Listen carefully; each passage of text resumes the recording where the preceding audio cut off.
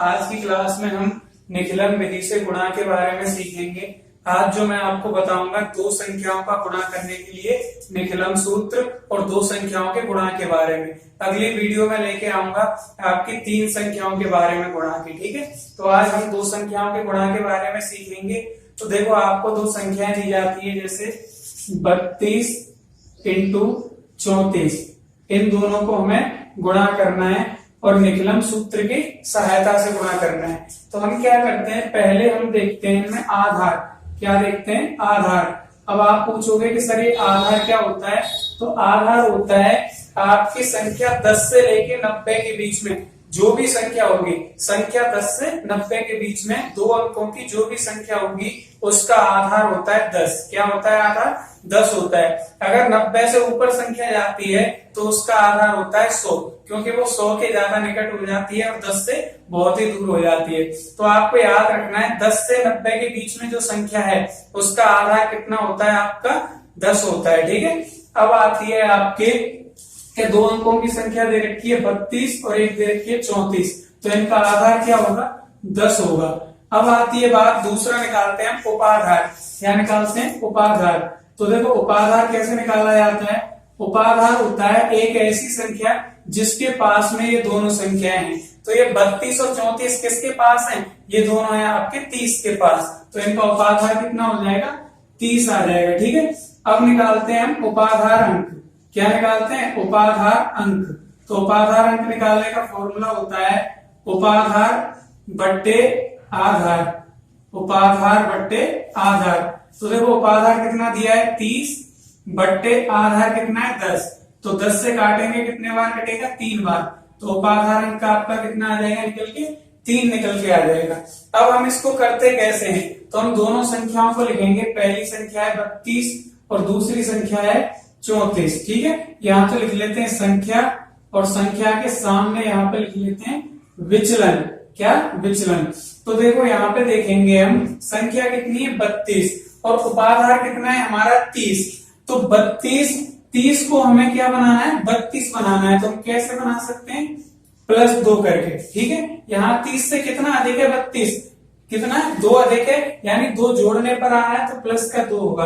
अगर मान लो यहाँ पे 28 होता तो 30 में जोड़ने पर आता 28 है, घटाने पर तो घटाने पर आता तो यहाँ -2 हो जाता।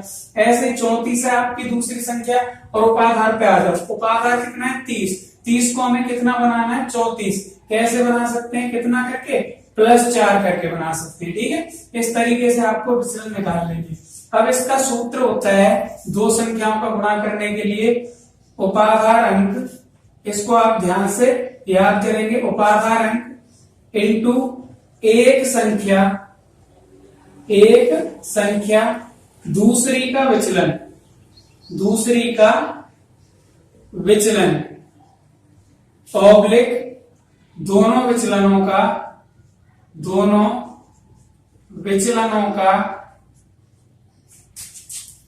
गुणनफल। ये आपकी दो संख्याओं के गुणा के लिए निखिलन सूत्र होता है। तो देखो, उपाधार अंक आ रहा है। उपाधार अंक कितना है हमारा? 3। तो यहाँ हम कितना रख देंगे? 3। इंटू है, इंटू लगा देंगे, ब्रैकेट में है एक संख्या दूसरी का विचलन। अगर हम संख्या 32 लेते हैं तो 32 का विचलन नहीं लेंगे, फिर 34 का विचलन, क्योंकि ये क्या कह रहा है? दूसरी का विचलन, यानी 32 के सामने वाले को छोड़ देंगे। ऐसे लेते हैं क्रॉस। 32 लेते हैं तो 32 के साथ हमें 4 लेना पड़ेगा प्लस का। 32 और 4 जोड़ेंगे, कितना हो जाएगा? 36 हो जाएगा। अगर संख्या 34 लेते हैं तो 34 के साथ हमें प्लस का 2 लेना पड़ेगा और 34 और 2 को भी जोड़ेंगे तो कितना हो जाएगा? 36 हो जाएगा। तो हम कोई सी भी ले सकते हैं, कोई फर्क नहीं पड़ने वाला। संख्या हम ले लेते हैं 32 और दूसरी का विचलन यानी 34 का विचलन ले लेंगे, कितना? प्लस का 4। ये प्लस का है तो प्लस का आएगा, माइनस का है तो माइनस का आएगा। ठीक है, अब है आपका ऑब्लिक दोनों विचलनों का गुणनफल। दोनों विचलन 2 और 4 दे रखे हैं तो 2 इंटू कितना आ जाएगा? 4। ठीक है, आगे देखेंगे 3 का 3 रहेगा, इन दोनों को जोड़ देंगे, कितना होगा? 32 और 4 आपका 32 और 4 हो जाएगा 36। और ऑब्लिक में कितना दिया गया है आपको? 4 इंटू 2 या 2 इंटू 4 कितना आ जाएगा? 8 आ जाएगा। 36 इंटू 3 करेंगे, 36 दिया कितने होते हैं? 108 और ऑब्लिक में दिया गया है 8। अब हम देखेंगे कि हमें क्या करना होता है कि इकाई के अंक से शुरुआत करनी है इधर से, ठीक है। कहां से शुरुआत करनी है? हमें दाईं ओर से। दाईं ओर से हम आरंभ करते हैं तो हमें एक अंक लेकर चलना पड़ता है। क्यों? क्योंकि हमारा आधार कितना है? 10 है और 10 में जीरो कितनी है? एक जीरो है। अगर आपका यहाँ पे 2 जीरो होती तो यहाँ हम 2 अंक लेके चलते, राइट साइड में हम कितने अंक लेके चलते? 2 अंक लेके चलते। और यहाँ पे 0 1 है तो हम 1 ले लेंगे। बची हुई संख्या कितनी है आपकी? 808, ये आ जाएगा। तो 1088 आपके दोनों संख्याओं का गुणनफल होगा, ठीक है। अब देखेंगे हम अगला प्रश्न।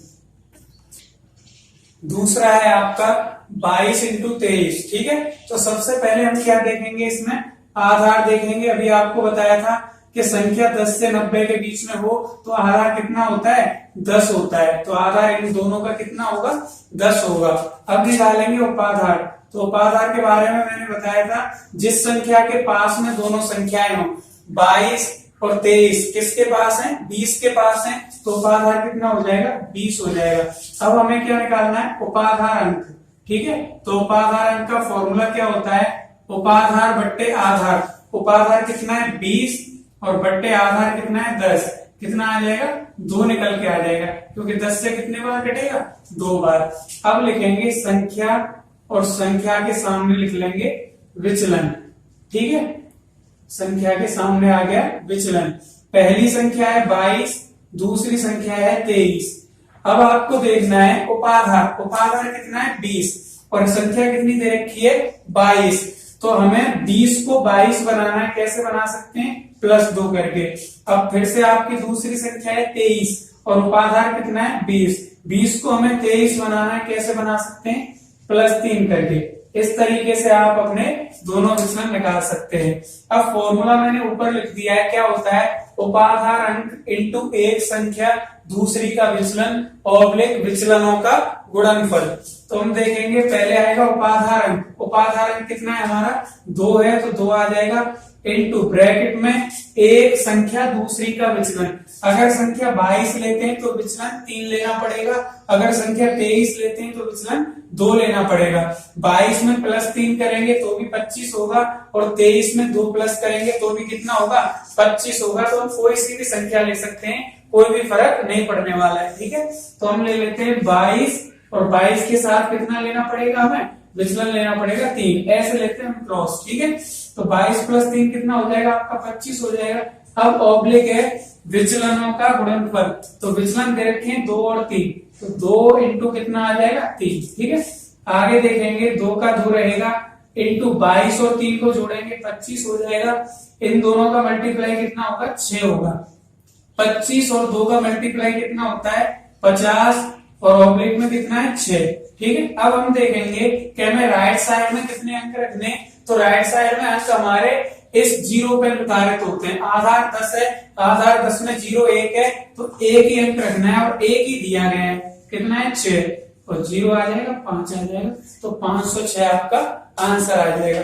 अब देखेंगे कि जब आपके राइट साइड में 2 अंक आ जाए तब हम क्या करेंगे, ठीक है। तो तीसरे प्रश्न में देखेंगे।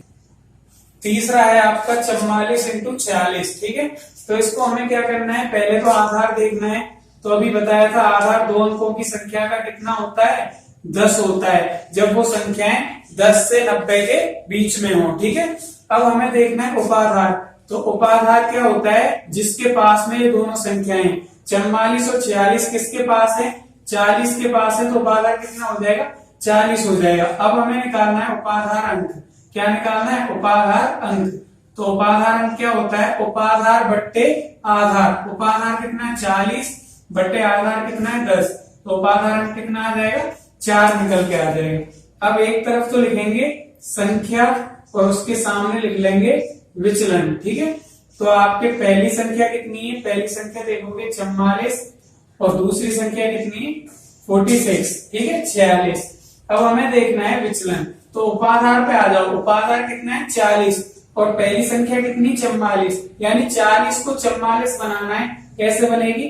+4 होके, ठीक है। अब दूसरी संख्या 46 है और आपका उपाधार कितना है? 40। 40 को 46 बनाना है। कैसे बना सकते हैं? +6 करके, ठीक है। अब लगा देंगे फॉर्मूला।